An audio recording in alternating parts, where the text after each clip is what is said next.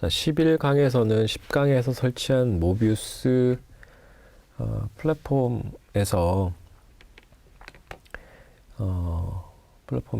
보시면은 이제 소스들에 대해서 소개를 좀 드리려고 합니다. 어떤 파일들이 굉장히 많은데 그것들이 어떤 역할을 하는지 주로 설명드리도록 하겠습니다. 자, 다시 플랫폼 구성 다시 한번 보고요. 소프트웨어 아키텍처 한번 다시 살펴보고 설치한 디렉토리로 가시면은 소스가 굉장히 많은데 그 소스들이 어떤 역할을 하는지 개략적으로 설명드리도록 하겠습니다. 자, 플랫폼 구성 보셨지만 플랫폼 안에 보면은 이제 HTTP 모비우스 서버 있고 MQTT 브로커 서버, 콥, 웹소켓 등등 요 기존의 통신 프로토콜 애플리케이션 레이어에 통신 프로토콜 지원하는 서버들이 구동이 되고요. 그리고 데이터베이스가 구동이 되게 되어 있죠. 그래서 디바이스 오는 여러 가지 리퀘스트라든가 애플리케이션 오는 리퀘스트라든가 거기에 대한 레스판스라든가 이런 것들을 여기서 처리를 해주게 되겠죠. 죄송합니다. 자, 그리고 소프트웨어 아키텍처 보셨지만 기본적으로 이제 OS는 윈도우즈, 리눅스, 맥 다 구동이 되고요. 노드.js 기반으로 만들어져 있고 데이터베이스는 RDBMS인 MySQL이 지원이 되고 그리고 HTTP 서버를 기본으로 해서 자, MQTT 브로커 서버라든지 콥 서버라든지 웹소켓 서버가 구동이 되는데 얘들이 프락시 형태로 구동이 됩니다. 프로토콜 변환해서 구동되게 되어 있어요. 그리고 우리가 설치할 때도 기억해 보시면 일단은 MySQL 설치하신 다음에 MQTT 브로커 서버 설치를 하시고 얘가 이제 프락시를 통해서 동작을 하긴 하지만 앞서 보셨죠? 여기 보시면은 자, 프락시를 통해서 얘가 MQTT 브로커 서버 동작하도록 구현이 되어 있어서 이게 별도로 설치를 해주셔야 됩니다. 자, 그래서 별도로 설치를 했고 그 다음에 그 모비우스 설치하기 전에 노드.js 우리가 설치를 했고요. 그죠? 순서로 보면 1번, 2번, 3번 하고 나머지 4번 이렇게 해서 설치를 하신 거죠. 4번에 이 리퀘스트랑 레스판스가 이제 포함되어 있습니다. 이렇게 되어 있고 이렇게 되어 있고 보시면은 리퀘스트 쪽에 이제 디바이스 쪽에 리퀘스트가 들어오면 처리하는 부분이고요. 그래서 각종 이제 제이슨이라든지 XML이라든지 CBO라든지 이렇게 파싱하는 파서 부분이 있고 데이터베이스에 연동하기 위한 DB 액터가 있고 이를 통해서 DB 커넥터 통해서 데이터베이스와 연계가 되겠죠. 그리고 ACP, Access Control Policy를 처리하는 부분이 이렇게 되어 있습니다. 그리고 처리를 한 다음에 응답을 보내줘야 되니까 레스판스 제너레이터나 빌드 제이슨, 그 안에 보면 CBOR이나 JSON, XML 다 지원되게 되어 있고 그리고 서브스크립션에 대해서 노티피케이션 보내는 노티파이어가 이렇게 구현되어 있습니다. 자, 그 소스 코드 당연히 이런 기능들, 소프트웨어 아키텍처에 있는 기능들을 수행하기 위한 것들이 구현되어 있습니다. 자, 그래서 디렉토리 구조를 보시면 여러분은 다운로드 받은 거, 모비우스 다운로드 받은 거 설치된 것을 보시면 됩니다. 이렇게 되어 있고요. 보시면은 자, mobius.js 이거 소문자인데요. 예, mobius.js가 있고 app.js가 있고요. 자, 이게 두 파일이 가장 중요합니다.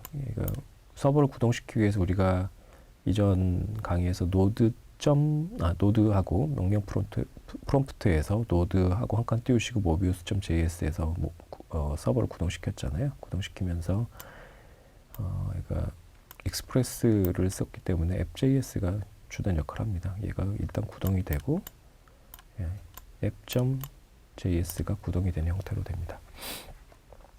그리고 보시면 아까 프락시, 콥이라든지 MQTT라든지 웹소켓 처리하기 위한 소스 코드가 있고요. 등등 이렇게 구성되어 있습니다. 그리고 이 모비우스 폴더 내부에 가시면은 또 여러 가지 우리가 쓴 모비우스 데이터베이스 테이블도 들어가 있고, 그 다음에 이따 설명드리겠지만 뭐 리퀘스트라든가 레스판스라든가 그걸 처리하기 위한 것들이 쭉 들어가 있습니다. 그리고 뭐 리소스와 관련된 것들도 쭉 소스 코드가 들어가 있고요. 아까 뭐 얘기했던 뭐 DB 액션이라든가 이런 것도 있고요. 자, 요거를 이제 설명드리려고 하는 겁니다.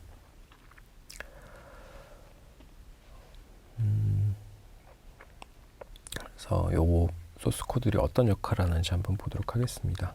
첫 번째는 아까 말씀드린 mobius.js가 가장 중요한 파일이고, 얘가 서버를 실제로 구동시키는 실행하는 파일입니다. 서버를 실행하는 파일이고요. 그리고 구동을 위해서 필요한 설정 값을 수정할 수 있고요. 뭐 IP 주소라든가 등등 여기서 설정 값을 수정할 수가 있습니다. 그래서 이 파일은 많이 쓰니까 여러분들이 오늘 한번 보셔야 됩니다. 안쪽은 보셔야 되고요. 자, 그리고 얘가 실행이 되면 얘가 다시 이제 호출이 됩니다. app.js가 있고요. 얘가 모비우스의 메인 역할을 수행하는 파일로 보시면 되고,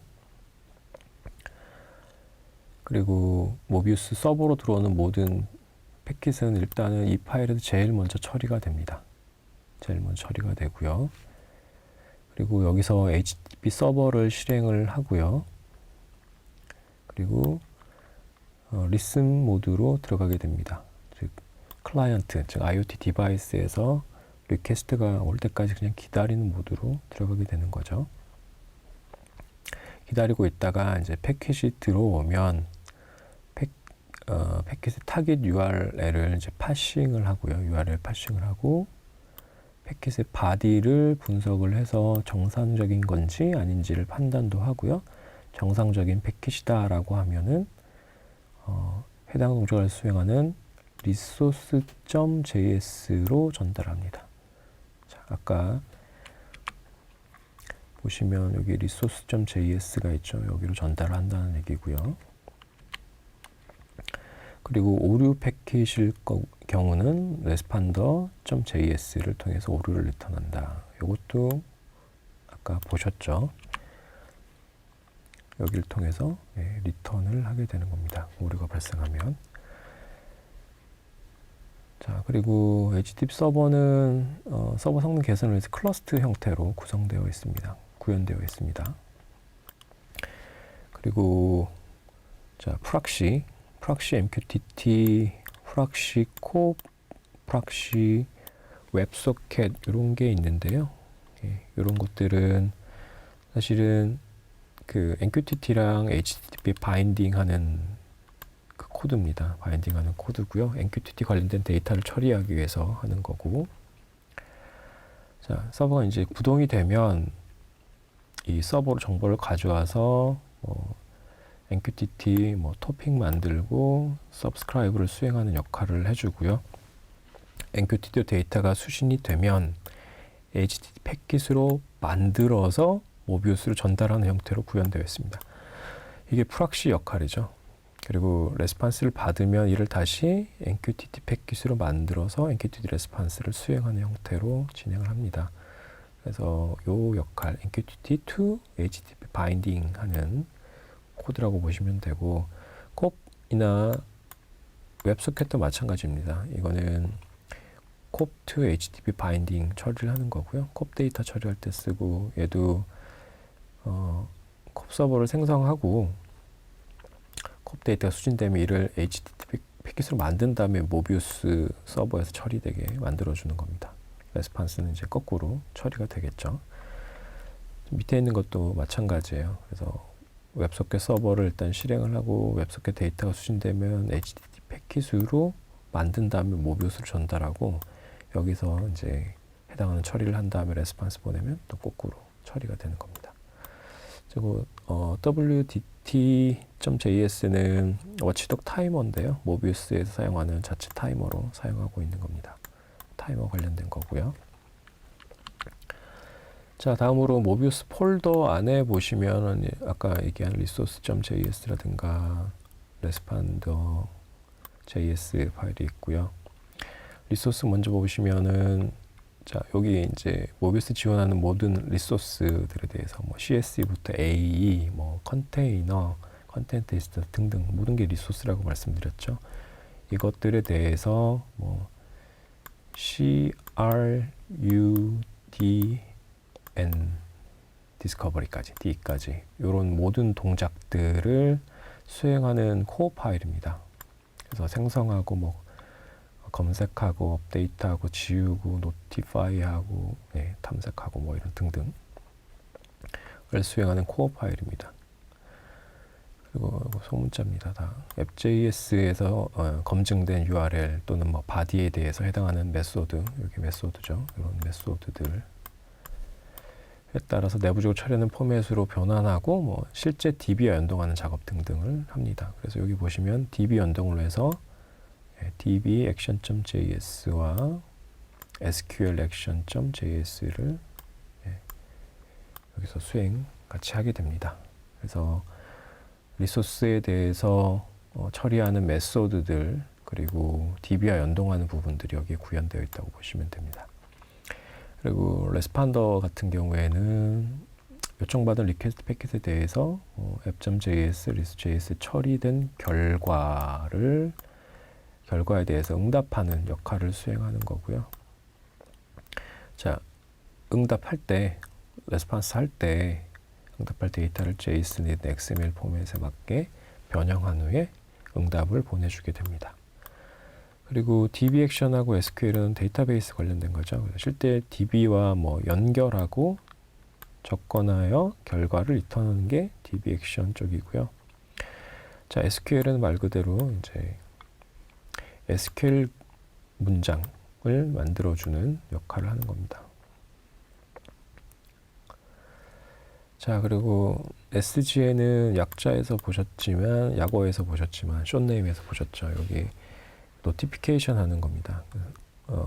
타겟 리소스가 있고, 얘가 이제 서브스크립션 리소스가 생성되어 있다면, 서브스크립션이 되어 있다면, 서브스크립션에 대해서 이제 노티피케이션을 보내주는 역할을 하는 게 바로 요 sgn.js 파일입니다. 그래서 서브스크립션에 대해서 노티피케이션 URI 속성 정보를 바탕으로 해서 리퀘스트 메시지를 만들어서 전송하는 역할을 합니다. 즉 노티피케이션 전송하는 역할을 한다는 거죠. 자, 그리고 security.js는 이거 중요하다고 말씀드렸죠. ACP, Access Control Policy에 대해서 체크를 하고 이 리퀘스트가 액세스 컨트롤 팔러시에 허가되는지 아닌지를 판단을 해서 거절하거나 허용하거나 이런 역할들을 해주는 게 여기 들어가 있는 소스 코드입니다. 자, 그래서 뭐 리퀘스트 패킷의 뭐 x-m2m 오리진 헤더의 id를 보고 여기에 액세스 컨트롤 팔러시에 접근 권한이 있는지 없는지 보고 뭐 거절하거나 허가하거나 이런 역할들을 해주는 게 여기입니다. 그리고 fopt.js 파일은 그룹 리소스에 대해서 팬아웃 포인트 처리를 해주는 겁니다. 그래서 그룹 리소스에 포함된 멤버들에 대해서 모두에게 뭐 요청을 받은 패킷을 전달하고 그 결과를 모아서 응답해주는 그렇죠. 그룹 관리하는 관련된 그런 소스 코드고요. ts_agent.js는 타임 시리즈 인스턴스 리소스를 관리하는 역할을 하는 거고요. 그래서 미싱 되는 데이터들을 주기적으로 모니터링해서 미싱 데이터를 뭐 저장해주는 역할을 해주는 겁니다. 자, 그리고 나머지들은 이제 다 리소스 파일들입니다. 그래서 ACP, Access Control Policy에 대한 리소스 파일, 이게 중요하다. 접근 제어에 대한 부분들이 들어가 있기 때문에. 그리고 A는 애플리케이션 엔티티에 대한 리소스 파일이고요. CB는 CSV 베이스에 대한 리소스 파일이고, 여기 모비우스 자신의 정보를 여기다가 이제 넣어서 관리하는 거고요. CI에는 컨텐트 인스턴스죠. 컨텐트 인스턴스에 대한 리소스 파일이고, 여기 실제 데이터가 저장이 됩니다. 그래서 리소스와 관련된 것들이 다 여기에 해당하다고 보시면 되고, CNT는 컨테이너고요. 그죠? CSR은 리모트 CSE에 대한 파일, 리소스 파일이고요.